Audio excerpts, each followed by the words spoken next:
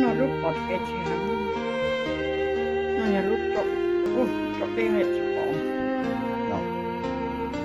có gì cũng chị mà giờ chọc Tu chả lấy cho chả lấy à. lấy cơ mà Chả chứ. Bộ ghế gì. nó sẽ kia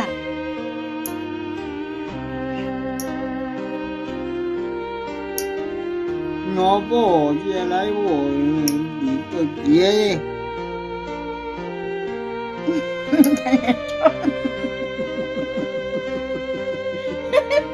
đây đây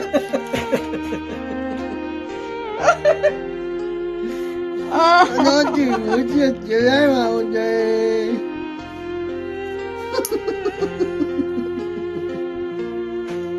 tôi qua chị cho nên tôi tên chị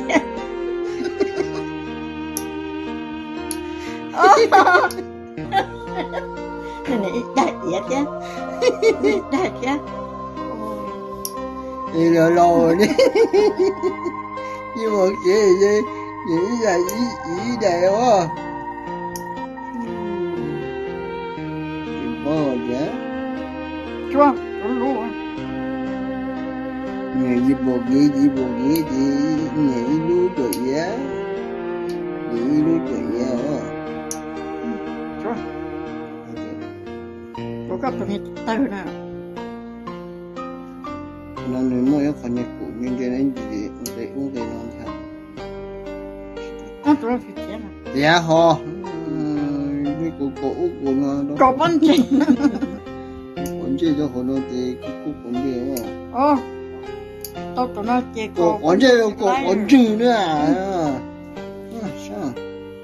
Nè, nó dè. cô chơi với mẹ con chơi chủ con gì Tụi bà với mua nè, mua tụi bà chủ cũng đi luôn. Thì nó có con gì cho mà nó đi à? thật đau rồi sao thật đau có hả cái nó thật